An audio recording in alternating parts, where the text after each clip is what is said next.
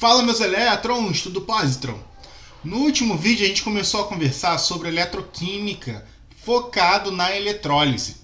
Vimos que a eletrólise é um processo não espontâneo onde eu forço uma reação a acontecer colocando uma corrente elétrica.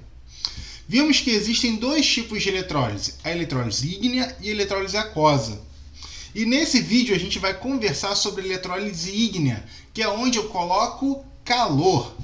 Vamos lá!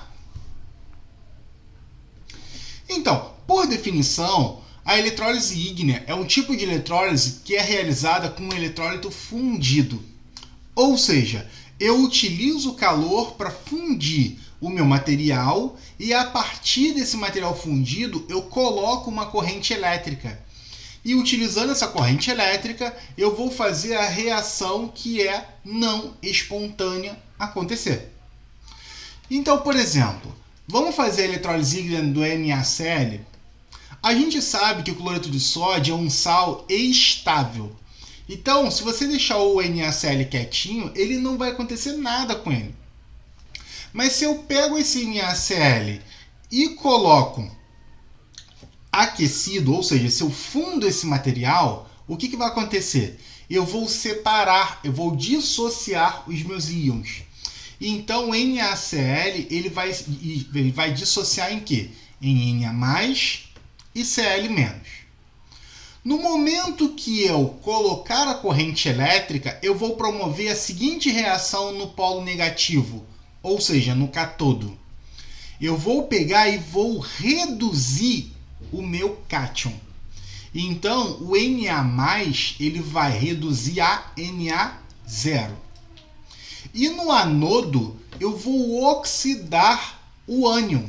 Então, o cloreto, o Cl-, vai virar gás cloro.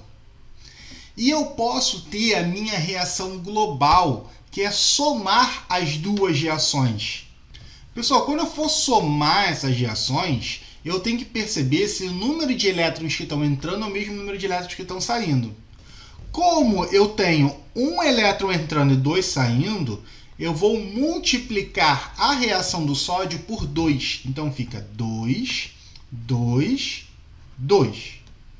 Agora sim, o que eu posso fazer? Eu posso somar esses elétrons. Então esse elétron corta com esse. Mas se eu for perceber bem, eu não vou conseguir cortar esse sódio de baixo com o sódio de cima. Porque eu estou entrando com 2 e estou saindo com 1. Então, o que eu faço? Eu multiplico a de cima também por 2. Beleza! Agora sim eu consigo cortar. Ó. 2 de Na+, corta com 2 de Na+. 2 de Cl- corta com 2 de Cl-. E o que me sobra? 2 de NaCl, produzindo 2 de Na0 mais Cl2. Então é muito tranquilo, pessoal. Eu só preciso ver o cátion, ele vai reduzir, o ânion vai oxidar. Vejo se o número de elétrons está o mesmo e tento igualar o número de cátions com o número de ânions para poder cortar. E quando eu for fazer a FEM eu tenho que fazer o quê? Eu tenho que pegar a oxidação do sódio e a redução do cloro, ou a oxidação do cloro. Depende do que eu estiver fazendo, do que eu estiver vendo. E o que a gente vai fazer? Se eu pegar um de oxidação e um de redução, eu vou somar. E quando eu somar, eu vou ter uma DDP de quanto?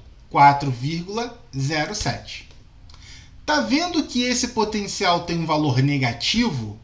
Ele tem um valor negativo porque ele está me mostrando que esse valor é não espontâneo. Toda vez que eu vir uma DDP ou uma FEM negativa, eu sei que está ocorrendo uma eletrólise. Toda vez que eu tiver uma DDP positiva, está ocorrendo uma pilha. Beleza? Se a gente for olhar para a minha cuba eletrolítica, eu consigo ver as reações.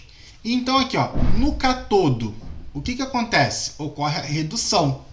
Então eu estou tendo o sódio reduzindo a sódio metálico. Então eu vou começar a ter o quê? Um sódio sólido. E do outro lado, aqui no anodo, onde ocorre a oxidação, o que acontece? Eu vou ter a oxidação do cloreto, que vai virar gás cloro. E no cátodo ocorre a redução. A minha reação global é a soma dessas semi-reações, ou seja, 2GNaCl produzindo 2GNa0 mais Cl2. Pessoal, então é isso. No vídeo de hoje a gente abordou um pouquinho sobre eletrólise ígnea. Vimos que é uma eletrólise que ocorre em meio fundido, ou seja, eu coloco o calor e fundo o meu material. Essa eletrólise faz com que o cátion reduza e o ânion oxide, e depois eu somo essas reações.